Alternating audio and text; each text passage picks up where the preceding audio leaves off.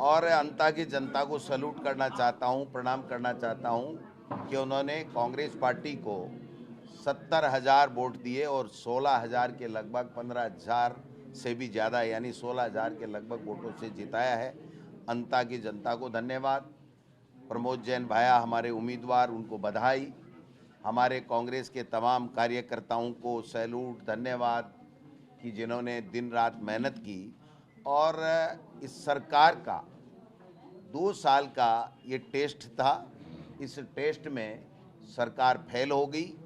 BJP का जो उम्मीदवार था, मुख्यमंत्री 2 बार गए, पूर्व मुख्यमंत्री जी भी वहाँ काफ़ी दिन तक बैठी रही। बीजेपी ने धनबल का प्रयोग भी किया, अपनी मशीनरी का दुरुपयोग भी किया, लेकिन शुरू से लेकर आखिरी तक बीजेपी पिछड़ती रही और मात्र 100-125 वोटों से उन्होंने अपनी इज्जत बचाई है, वरना तो वो तीसरे नंबर चली जाती। ऐसे में ये प्रमाणित हो गया है कि राजस्थान की जनता इन पर्चियों से अपने आप को ठगासा महसूस कर रही है।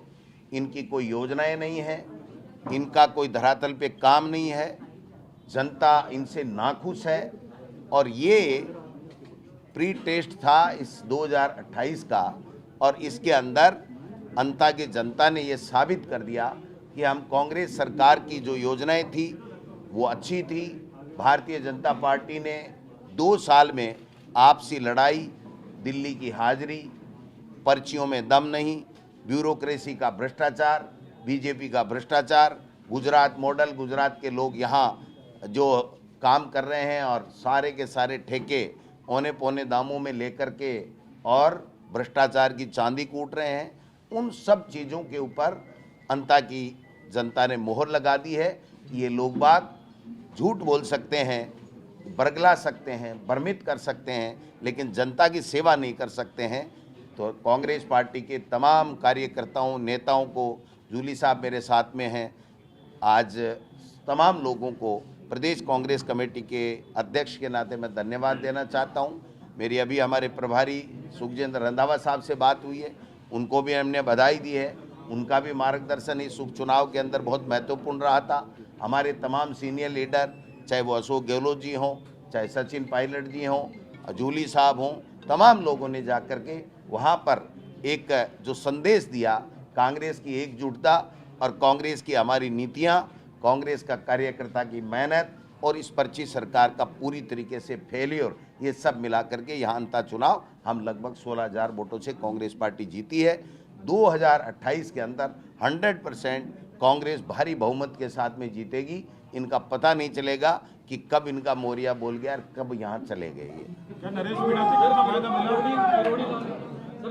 वसुंधरा राजे वहाँ घेरा डाली हुई थी, भजनलाल जी ने रोड शो किए क्या? देखिए, मंत्रिमंडल पूरा बैठा था, मुख्यमंत्री 2 बार चला गया, पूर्व मुख्यमंत्री वहाँ बैठी थी, धनबल का भी प्रयोग किया गया, मशीनरी का भी दुरुपयोग किया गया, लेकिन मैं समझता हूँ कि कांग्रेस के कार्यकर्ताओं ने बहुत धैर्य रखा। और मीडिया का विशेष रूप से मैं धन्यवाद देना चाहूँगा कि उन्होंने अपनी पारदर्शिता के साथ में, ईमानदारी के साथ में जो वहाँ घटना घट रही थी उसको राजस्थान की जनता को और अंता के लोगों को दिखाने का काम किया। उससे हम लोग हमारी बात को अच्छी तरीके से रख पाए, हमारी बात को जनता के अंतिम छोर में बैठे हुए व्यक्तियों तक पहुंचा पाए। और निश्चित रूप से देखिए, अब सीएसी नहीं बदला है, बड़ी पर्ची भी बदलेगी, कई पर्चियां भी बदलेगी। और मैं तो चाहता हूं कि जब जनादेश मिला है तो 5 साल ये राज करें, लेकिन जो स्थितियां बन रही हैं उसमें हो सकता है कि आपसी फूट की वजह से ये इनका बीजेपी का जो ढांचा है, सरकार है, वो कहीं चरमरा के गिर नहीं जाए। ये भी हम सब लोगों को सोचना पड़ेगा, क्योंकि राजस्थान में जिस प्रकार से वहाँ मंत्रियों को कोई पूछ नहीं रहा था, 2 आदमी इनके मंत्रियों को आ नहीं रहे थे। जो 9 तारीख को 6 बजे प्रचार खत्म हुआ, हम सब लोग आ गए, लेकिन पूरा मंत्रिमंडल वहाँ कोटा में बैठा रहा, वहाँ पर पैसे बांटता रहा, सत्ता का दुरुपयोग करता रहा। लेकिन जनता माई बाप होती है और जनता ने दिखा दिया कि ये हमारे लिए कोई मायना नहीं रखता। ये जो पर्चियाँ निकली, इसके लिए हमने वोट नहीं दिया था।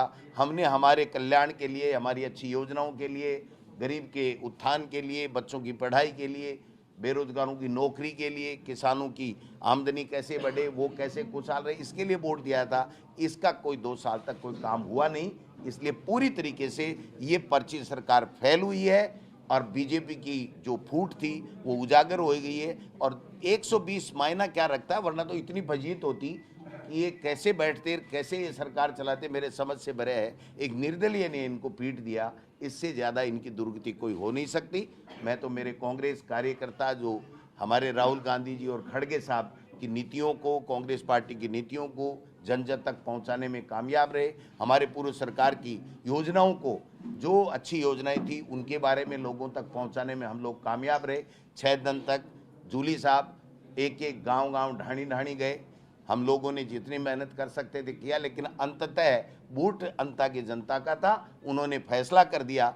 इस माहौल में इस तरीके से बीजेपी सत्ता का दुरुपयोग करे, मुख्यमंत्री 2 बार जाए और वहां जाकर के अनर्गल भाषण दे, और कई और नेता भी गए, वो सब जाने के बाद में जो दुष्प्रचार उनको करना था, जितना प्रक्षेपण उन्होंने कांग्रेस प्रत्याशी और कांग्रेस पार्टी का खराब करने की चेष्टा की, उतना ही वोट हमारा प्रतिशत बढ़ा और जनता में आक्रोश आया कि जो समाज सेवी व्यक्ति है प्रमोद जैन भाया, उसको ये लोग बदनाम कर रहे हैं।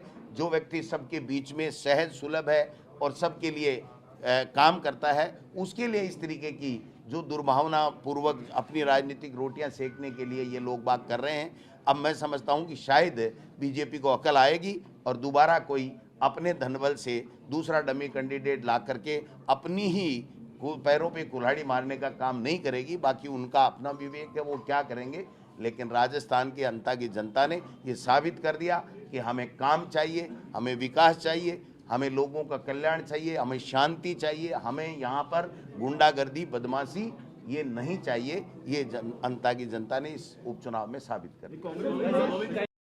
देखिए, निश्चित रूप से वोट चोरी का जो मुद्दा है और हमारे कार्यकर्ता इस पे सजग हो गए और एक एक वोट को उन्होंने जाकर के टच किया और इनको फर्जी वोट, इन्होंने सत्ता का दुरुपयोग किया, उसका भी डट के मुकाबला किया। वरना हमारी जीत जाती 25,000 के लगभग अगर ये पैसे नहीं बांटते और ये सत्ता का दुरुपयोग नहीं करते। मंत्रिमंडल पूरा पड़ा रहा, लेकिन मुझे तो आश्चर्य हो रहा है उन मंत्रियों ने भाषण क्या दिया होगा, जनता को क्या कहा होगा कि हमने 2 साल क्या किया। मुख्यमंत्री ऊपर रैली के अंदर, रोड शो के अंदर नोट कर रहे हैं क्या क्या काम कराने हैं। तो भाई 2 साल तक क्या आप भजन ही गाते रहे, आपने काम नहीं किया।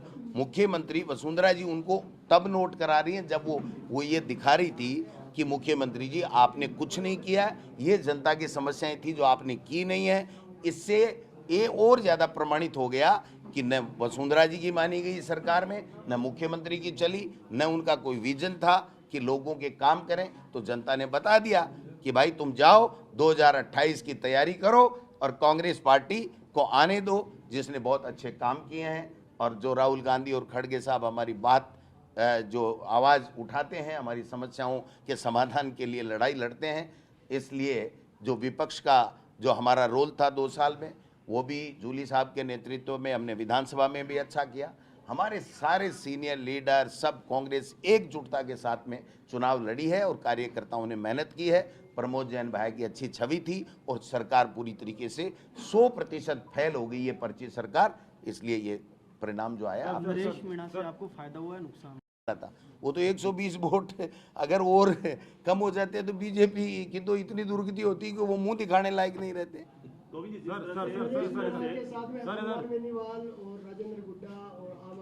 वो तो सब जगह ही जाते हैं, जाएंगे, उनका भी अधिकार है जाने का, भाषण देने का। लेकिन जनता किसको स्वीकार कर रही है? जनता अनर्गल बयानबाजी को नहीं स्वीकार करती। जनता चाहती है हमारे लिए आप क्या विजन लेकर के आए और 2 साल आपने क्या किया, वो चीजें सरकार से पूछ रहे थे, वो सरकार बताने में फैल रही। सर, ये कांग्रेस की जीत है, लेकिन हार आप किसको? अच्छी सरकार की फेलियर, उसकी गलत नीतियां, जन विरोधी नीतियां, हमारी अच्छी नीतियों को उन्होंने खत्म किया या कमजोर किया। तो जनता में आक्रोश था कि ये 5 साल तक जो अच्छे योजनाएं लेकर के कांग्रेस की सरकार लेकर के आई थी, इन्होंने 2 साल में कुछ भी नहीं किया। झूठे भाषण दिए, झूठे आश्वासन दिए, आपस में लड़ते रहे। मैं मुख्यमंत्री बनूं, आज हटूं, कल हटूं, तीसरे चौथे दिन तो हेलीकॉप्टर लेकर के और मुख्यमंत्री दिल्ली चले जाते हैं, तो काम कब करेंगे?